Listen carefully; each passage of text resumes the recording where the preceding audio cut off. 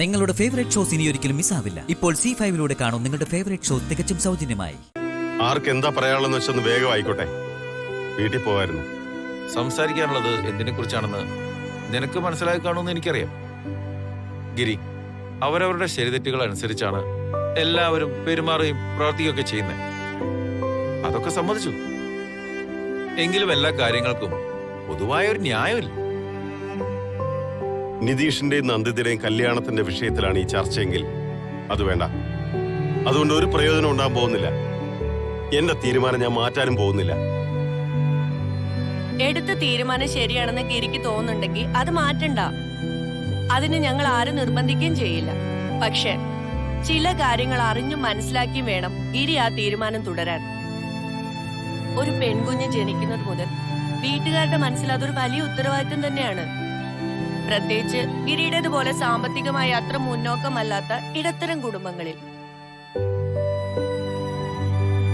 നിന്റെ രണ്ട് പെങ്ങന്മാരുടെ കല്യാണം നീ നടത്തിയതല്ലേ ഗിരി? അതെങ്ങാനും അവസാനം മുടങ്ങിപ്പോയിരുന്നെങ്കിൽ നിനക്ക് എന്തു തോന്നുമായിരുന്നു? നീ എങ്ങനെ പ്രതികരിക്കുമായിരുന്നു? അതൊക്കെ എന്തിനാ ഇപ്പൊ ആലോചിക്കുന്നത്?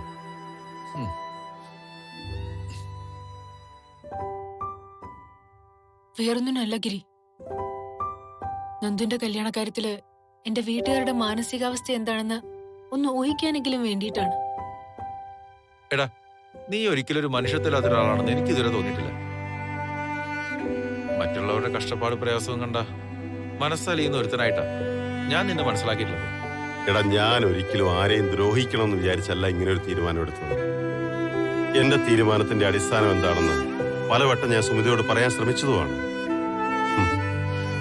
പക്ഷെ അവളുടെ തലയിൽ അത് എന്തുകൊണ്ട് കയറുന്നില്ല എന്ന് എനിക്കിപ്പോഴും മനസ്സിലാവുന്നില്ല. ആ കല്യാണം നടന്നാൽ അത് മുടങ്ങുന്നതിനേക്കാളും വലിയ പ്രശ്നങ്ങളിലേക്കും പ്രതിസന്ധികളിലേക്കും ആയിരിക്കും പിന്നെ കാര്യങ്ങൾ എത്താൻ പോകുന്നത്. അത് വ്യക്തമായിട്ട് അറിഞ്ഞിട്ടാണ് ഞാനിപ്പോ പറയുന്നത്. നന്ദിത അവിടേക്ക് വന്ന് കയറിയാൽ നിതീഷും അവന്റെ അമ്മയും അവളെ ചൊൽപ്പടിക്ക് നിർത്തും. അതോടെ നമ്മളെല്ലാവരും കൈയും കാലും കെട്ടിയ അവസ്ഥയിലായിരിക്കും പിന്നെ അവിടെ നിൽക്കുന്നത്. എന്ന് ആര് പറഞ്ഞു ഗിരി? എന്തുറപ്പുണ്ട് ഗിരിക്ക്? എന്റെ അനിയത്തിയല്ലേ അവള്? എനിക്കറിഞ്ഞൂടെ നന്ദുവിനെ? സംഭവിക്കാൻ പോകുന്നത് ചിലപ്പോ തിരിച്ചായിക്കൂടെ?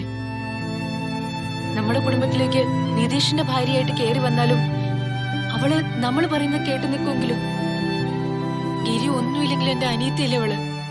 ഞാൻ പറയുന്നവള് കേൾക്കാതിരിക്കോ? എന്റെ വാക്കുകൾക്ക് അവള് വില കൽപ്പിക്കാതിരിക്കും? എന്റെ നന്ദുവിനെ എനിക്കറിയാം. അവള് നിതീഷിന്റെ ഭാര്യയായിട്ട് വന്ന നിതീഷിന്റെ മുകളിൽ നമുക്കൊരു കടിഞ്ഞാണാണ് കിട്ടാൻ പോകുന്നത്. അവനെ നിയന്ത്രിച്ചു നിർത്താനായിട്ട് അവൾക്ക് പറ്റും ഗിരി. നമുക്ക് വേണ്ടി അവളത് ചെയ്യും. നിതീഷിന്റെ അമ്മ ഗിരിയുടെ അച്ഛന്റെ അടുത്ത് ചെയ്ത കാര്യങ്ങൾക്കൊന്നും മാപ്പ് കൊടുക്കണമെന്ന് ഞാൻ ആവശ്യപ്പെടുന്നില്ലല്ലോ. അവർ ചെയ്തു കൂട്ടിയ തെറ്റുകളുടെയും ദ്രോഹങ്ങളുടെയും കാര്യത്തില് നിയമപരമായോ വ്യക്തിപരമായോ എന്ത് വേണമെങ്കിലും ഗിരിക്ക് തീരുമാനിക്കാമല്ലോ. ഗിരി, ഗിരി,